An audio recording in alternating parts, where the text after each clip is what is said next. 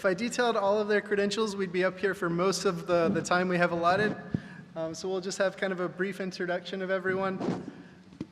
So Jonathan Roberts is at .dash.com, formerly known as About.com. They have several properties that are kind of distributed all over that they maintain.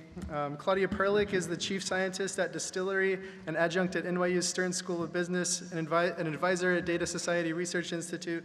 Shawndra Hill is a senior researcher at Microsoft. Chris Wiggins, an associate professor at Columbia, founder of HackNY, the chief data scientist at the New York Times, and Haile Owusu is the chief data scientist at Mashable. I'm just going to go grab this mic now. Here we go. So in your experience, where have been the largest disconnects between the hype around machine learning and the value it's actually delivered? Because I think there's a lot of interesting discussion that we could have on that point, kind of around this area. Claudia, do you have any opinions in particular? Well, that's one of those topics where you can go into kind of many different directions. And I mean, the hype is kind of to start there. We've been doing machine learning for, I don't know, 25 whatever years. That the understanding of what the toolset can do to solve problems has been around for a long time. And I think the problems to make it happen haven't really changed at all. The only good news is that I see a lot more kind of interest from the management level. Hey, shouldn't we be doing something with data where it didn't used to be? And that was one of the bigger problems we had in the earlier days, that it wasn't necessarily easy to push a solution that management didn't necessarily understand very well, and to help them start making decisions based on that. That problem is still there. I think now we have the opposite. We should be doing something with AI. Somebody go out there and do something with AI. And so all of a sudden now, people build all kind of sentiment classifiers or classifiers for cats and dogs and I don't know what. And the question then is, well, what is this actually good for? So now I think the problem has almost become the opposite, that we're solving a lot of fun problem and the geeks have a great time with it. But then the translation back to, well, how could this even be remotely integrated in a business decision process that ultimately benefits somebody beyond the pretty pictures and the fun geek time? So that would be my very kind of high level observation where things are disconnected. Yeah, very interesting. Chris, do you have some ideas around this as well? Well, as somebody who has data science in my job title, I would say there's no hype about data science. It's really that good, and you should, you should hire all of us. No, so the hype, I don't think, is that data science is somehow less powerful than people predict, but rather, or people characterize, but rather that people are constantly optimizing the wrong thing. So I'll follow up on what Claudia said, which is not only do people spend a lot of time getting really good quantitative performance on the wrong metric, but there's also a real lack of careful thought about product decisions and what is a good idea for an AI goal. You know, it's not clear that the right AI goal is to maximize clicks or maximize engagement, for example, in the context of product decisions, nor the mission of a company. So I don't know that there's a lot of, I don't know that I'd characterize machine learning as having too much hype. Claudia's right, the machine learning has been around for a long time. The term machine learning has been around since 1959. But rather, I think there's a lot of displaced attention to AI is going to create the Terminator, which I think is, as those of us who know how hard it is to make things work, we're not so worried about the Terminator taking over yet. But I think there's a lot of plenty of real and present problems created by AI used to optimize really the wrong thing, either because it's wrong for your business or because it's contrary to the mission of the company. That raises an interesting question. So how do you keep an eye toward generating value with data science and optimizing the right metrics, executing the right projects, and how do you kind of balance that with going deep into understanding the system that you're working in, doing good science around the content performance, for example, quantifying your content, and so on like that? Yep. Anyone? I can take some of that.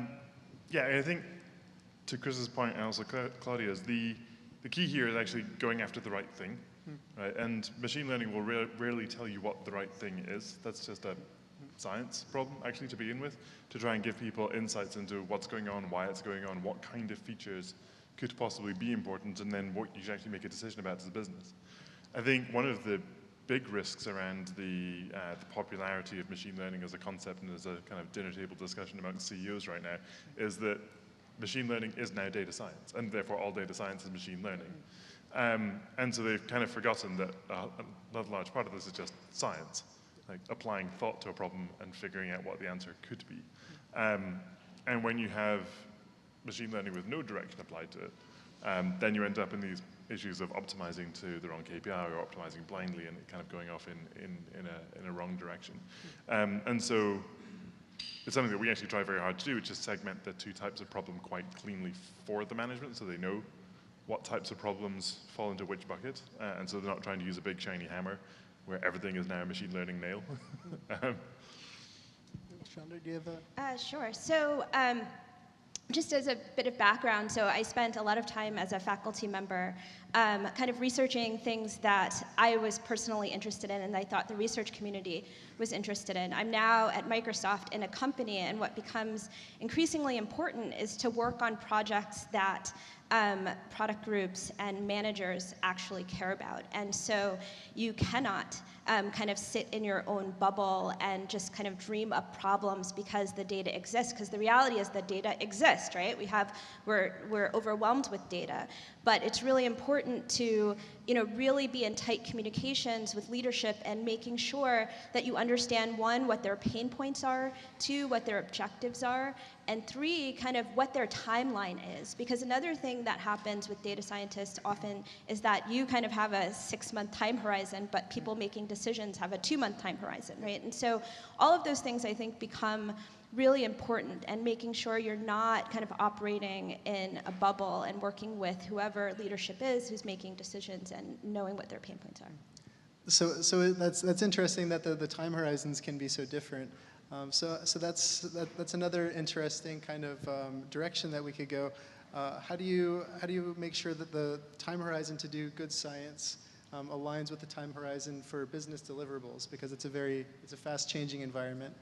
Is there something like Agile for data science, for example? So I'd like to hear kind of your opinions on this. Haile, do you have? I've always been really skeptical of Agile for data science, primarily because I really am a very strong believer in data science as a science, and sure. I think there's something about the process of inquiry that runs a little bit counter to that. But I think to keep data science quite honest and to echo the rest of the panelists, to be really anchored in productizing data science tends to, as you might imagine, shorten timescales. So, at Mashable, we find that we have projects that are so intimately bound to a definite product that the sort of 2-month time horizon is something that we keep strictly to. And then we have a set of projects that are much more sort of foundational R&D based, and the former buys room for the latter. We find success with the former, rather. Claudia? So on the interplay of time horizon and science, the one thing I'd love to somehow teach people coming out of data science programs to be kind of know earlier is, it's really great to have a quick and dirty null. It's like almost the null hypothesis. It's like you have to build something that works halfway reliably in 2 weeks.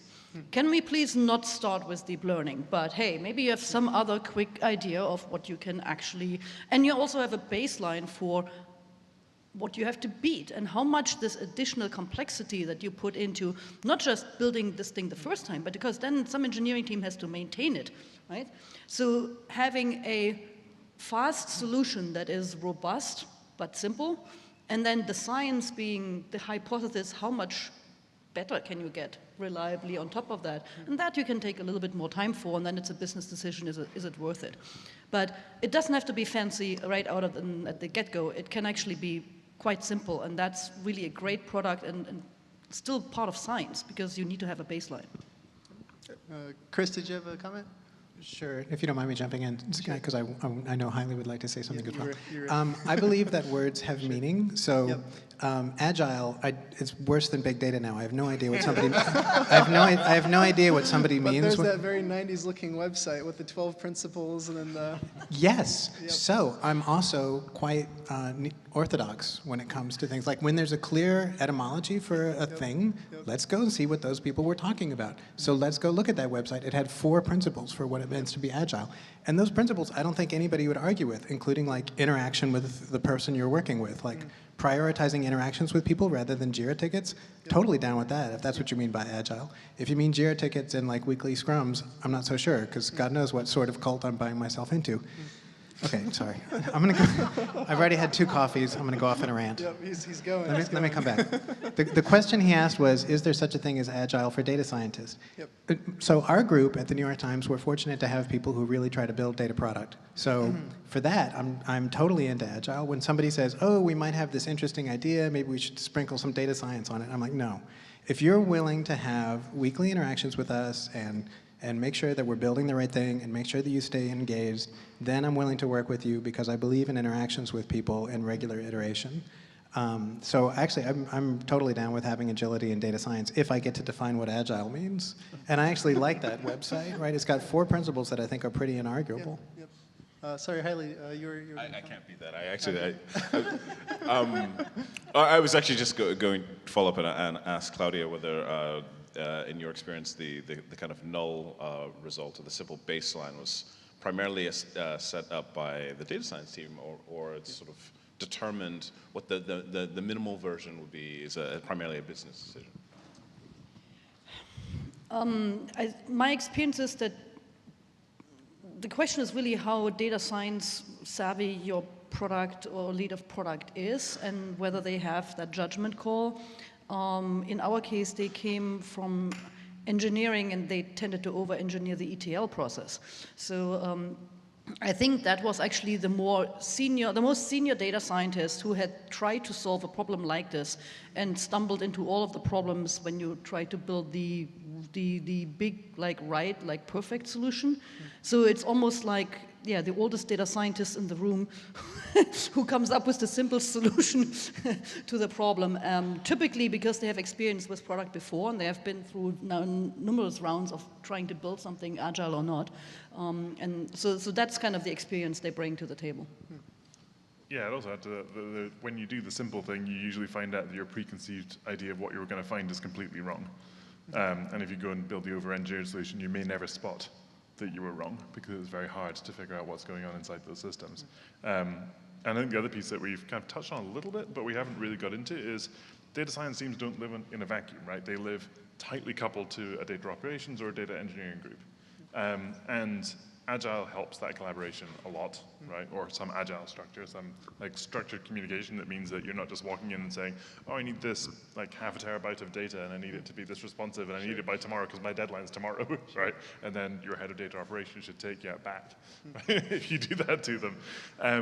And so having that cadence of regular check-ins across teams, when you're so tightly coupled into those areas, we found to be hugely successful when we got it to work and terrible when it wasn't working. Excuse me. So I want to shift a little bit. Content distribution has changed a lot over the years. So I wanted to kind of talk about a little bit about what that kind of cross-platform media environment looks like. In particular, the interaction between Facebook, Twitter, websites, TV media as well. Shawndra, would you like to talk a little bit about kind of the TV and media interplay a little bit? Sure. So I spend pretty much 80% of my time looking at how people respond to television content online. So looking at ad effectiveness and also how people's search intent, for example, changes over the course of the day when TV shows are on. So the data that we have now, so data that are kind of sitting in databases and companies, things like clicks on the web, Facebook, tweets, enable us to measure audiences, to see how different coordinated efforts across channels play out with respect to people buying things and clicking on the web. So all that said, I think it's a really exciting time to both, kind of revisit how we measure audiences because how people consume media has changed, but then at the same time, how people consume media is constantly changing. So the, kind of the bar for getting it right keeps changing. I will say though that I'm extremely optimistic about the future, and I am a data scientist at heart, and I am a privacy-friendly data scientist, but what's exciting is that we are able to connect the dots across these different companies through different cookieing solutions, and now for TV in particular, there's something that's called addressable television. I'm not sure if you've heard of it, but basically advertisers are going to be able to target individual level households. And so once that becomes mainstream, then one who is an advertiser or even a TV show producer can think about coordinating efforts at the individual household level, so we don't have to guess anymore about the effectiveness of particular channels, because we'll actually be able to experiment across them because we know exactly who's seeing what piece of content on what device on what website. So I think the future is extremely bright from the perspective of doing this individual targeting, and we can get into, I think, later some of the privacy implications of that. Yeah, very cool. So you're saying that online and kind of TV interactions provide a lot more measurement opportunities. So we can actually go from before where we had TV audiences who we couldn't interact with directly. Now we can interact with them online, measure ad effectiveness that way. Yeah, that's right. I mean, I could just give you like a couple, make it concrete, right? So some things that we found in the research that we do is people are responding more on mobile phone to TV content, right? And so that's kind of obvious. In hindsight, you're not bringing your desktop to sit in front of the television, but until we had data where we could see what types of devices people are searching from or clicking from, we wouldn't be able to measure those heterogeneous kind of treatment effects, right? Some other examples are we look at whether sales are impacted when people are watching television. And so what we find is for really complex products, so things that you have to think about, think of like financial instruments, like getting a loan or something like that at one extreme, and then buying a beauty product or something at the other extreme where you kind of know what you want, a lipstick color or whatever. Those products are not impacted in the same way. And so again, because of the data that we have, we can begin to ask these questions about like what the impact of something happening on one channel is on somebody's behavior on other digital channels. Claudia, you work in kind of audience targeting in this kind of distributed media environment. Yeah, so I joined an ad tech company about almost 8 years ago, precisely for the fact that it's like, man, the best playground for data science ever in terms of the data you have and the experimentation you can do. I have grown a little cynical over the years being in this business. It comes back to what Chris also mentioned on we're at large optimizing for the wrong things. Now, I can look at this, there's a silver lining too, right?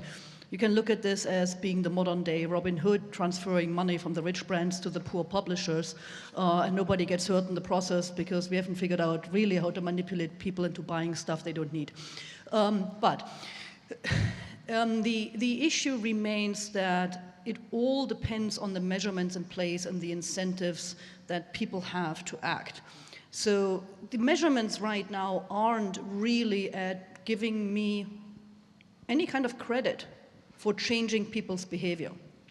So right now, I'm not being paid if I can manage to change your probability of buying something.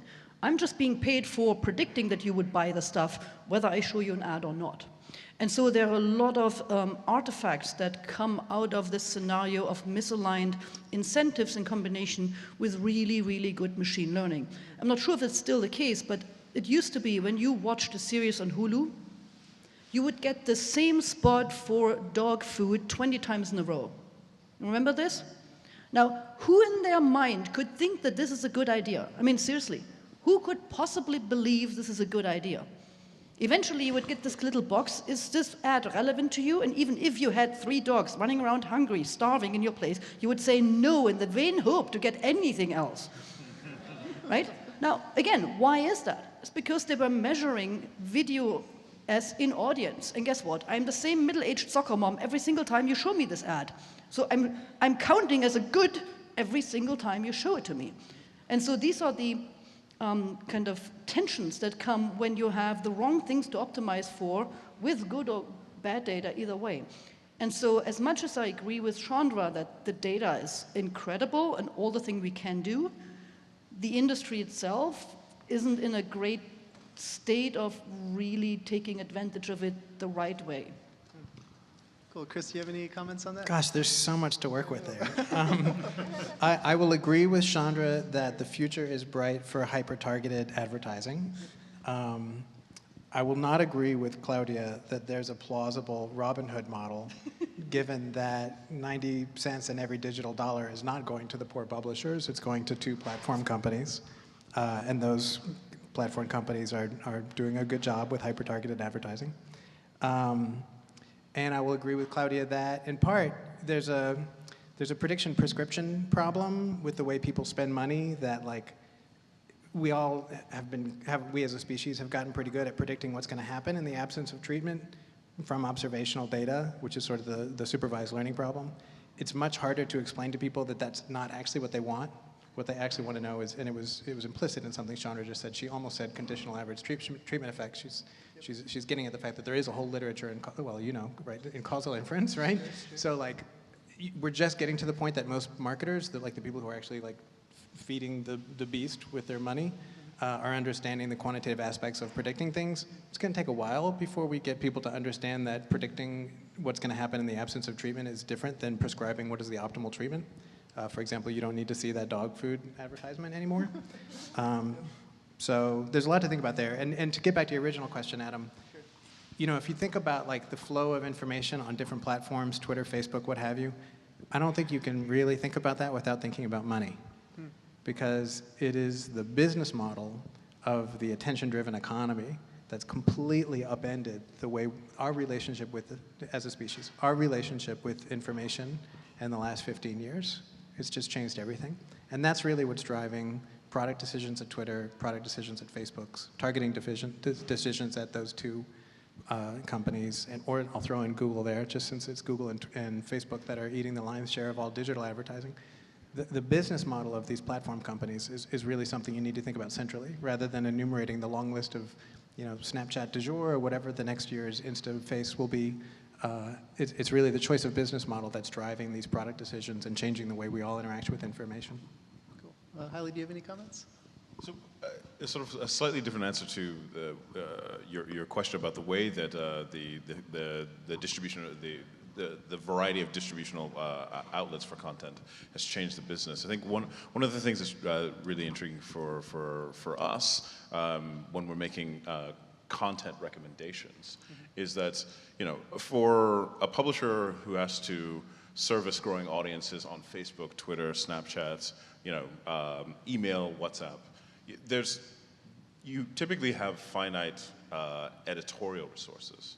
And so in order to generate content that lives on all those platforms, you have to think very, very hard about how to make that content efficiently and manipulable to live on those different platforms. And so if you're attempting to make a recommendation for the type of content to focus on, that vastly complicates the kind of I think content science you have to do in order to make a recommendation. Now that's a big change from the sort of scenario where you essentially have one article or perhaps one video that lives statically in these different places.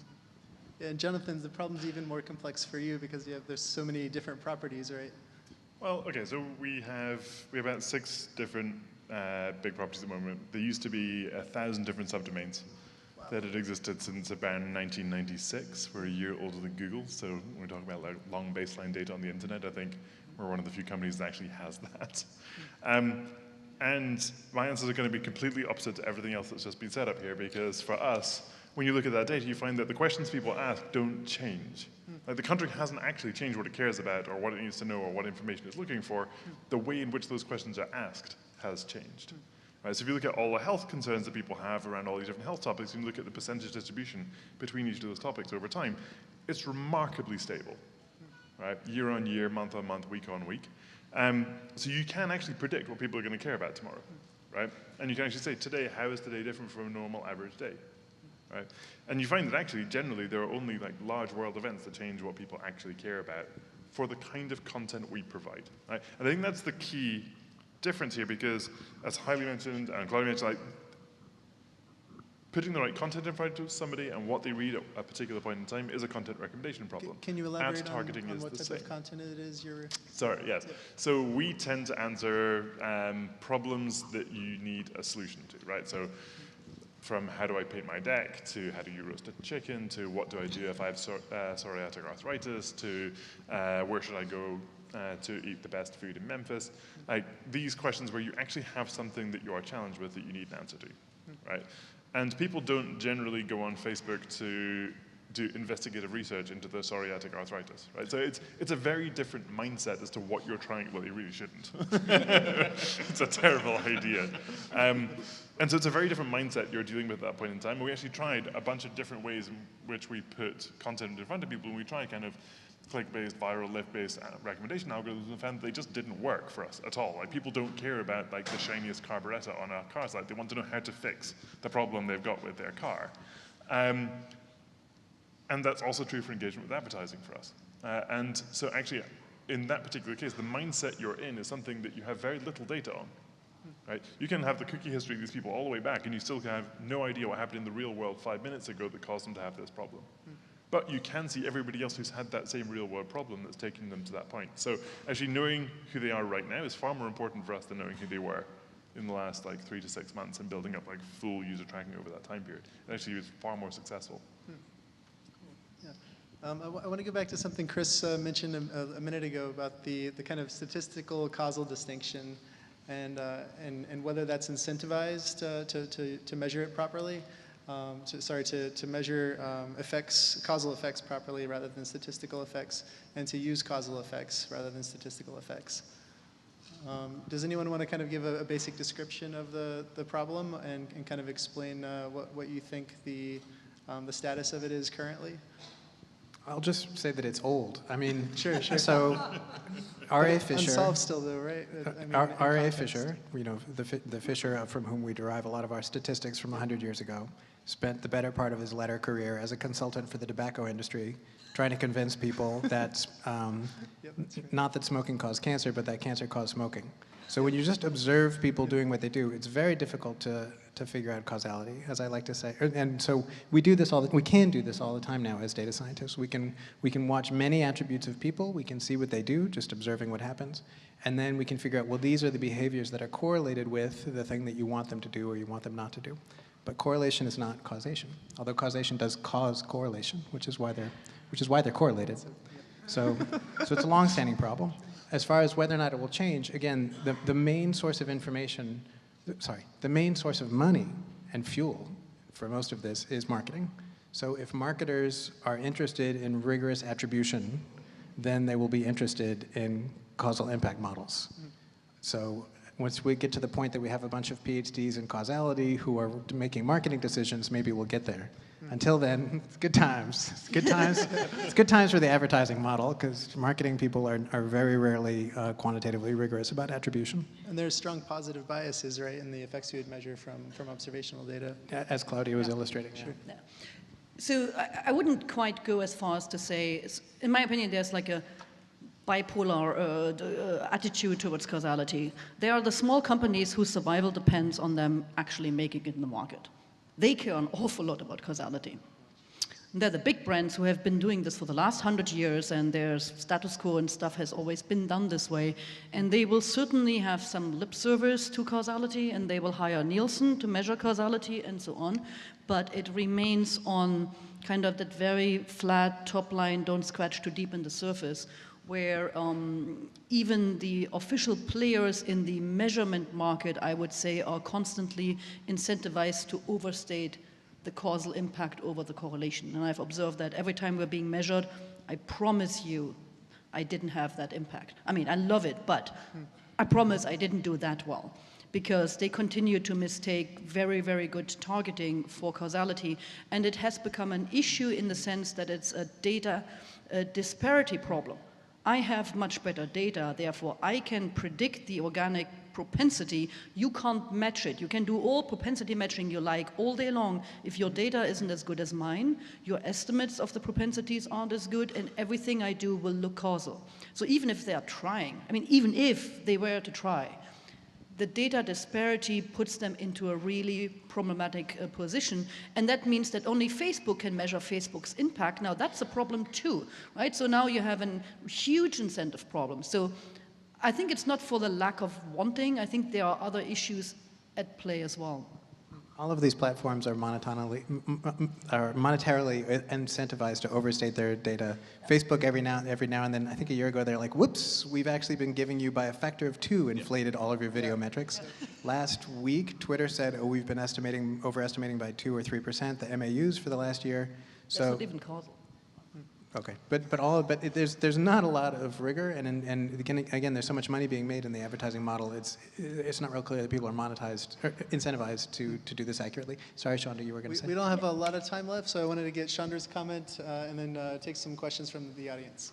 So I'll just be really quick. I was just going to say that I am pretty encouraged by the fact that things will change. I mean, they're going to change slowly. There's obviously like a big agency problem in sort of advertising where the spend is happening. But what is happening is that there are a lot of analytics solutions that are being put in front of the actual advertisers, and so they can then go to ad agencies and question their strategies in a way that they couldn't before. And what I'm seeing is ad agencies are losing contracts left and right because they can't really defend in a rigorous way the choices that they've made. So I'm encouraged by that, like that people will have to start paying attention to causality and really being specific about how they're setting things up.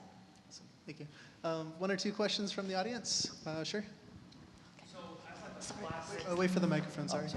So as a classic SRE, DevOps guy, whatever you want to call it, it's funny to me when you guys say that you want things to be, you don't like that things are agile, but also people are focusing on the wrong things and looking at the wrong KPIs.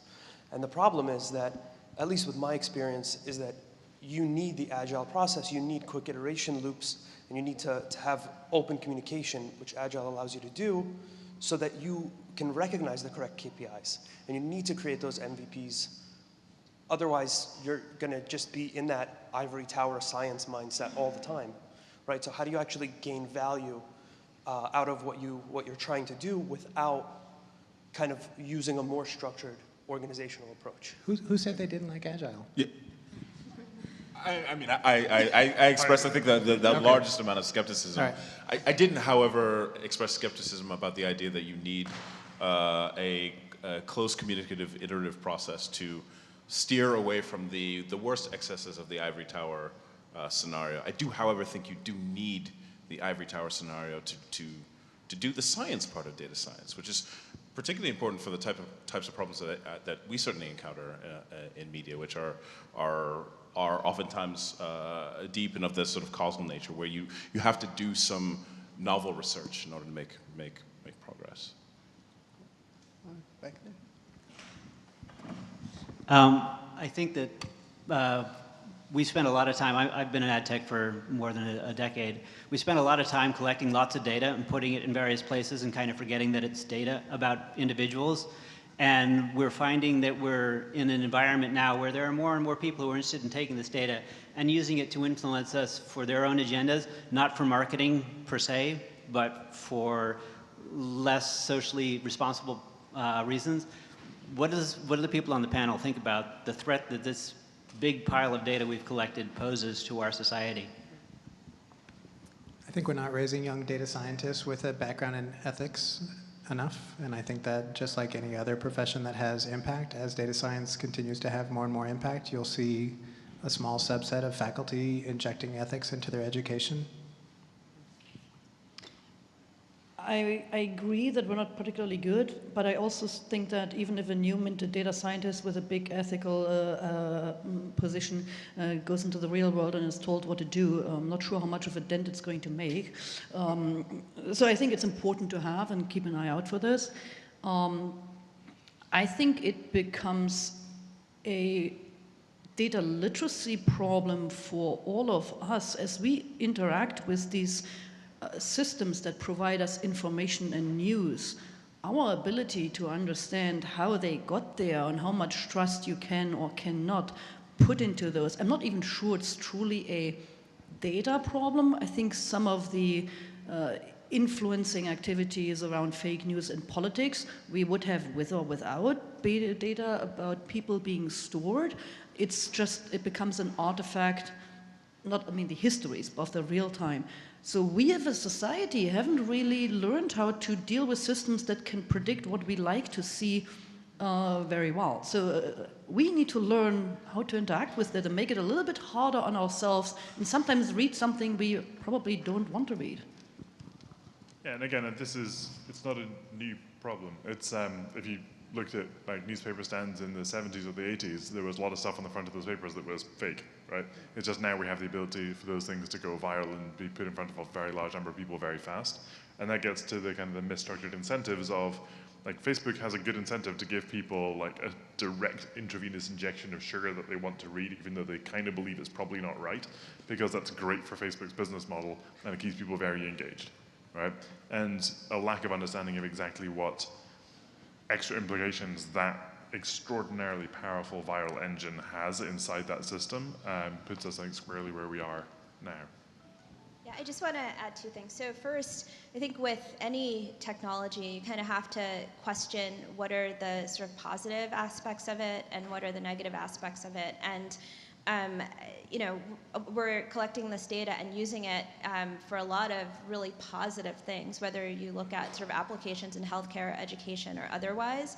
It's not like we want to just stop collecting data, right? Because there are these positive aspects. But then the second thing I just wanted to add is there's a burgeoning research community that's looking at fairness, accountability, transparency, and ethics because of the fact that we're collecting so much data on people. And so there's a FATE, it's, that the acronym for us is FATE at Microsoft, and there's a really active community. And then there's a conference called FATML, which is Fairness, Accountability, and Transparency and Machine Learning. And so you're not alone in questioning this, but the nice thing is that they're really smart people now kind of thinking about these issues, and I look forward to kind of learning from what they come up with.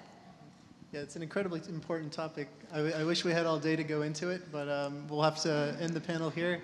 And let's all thank our panelists.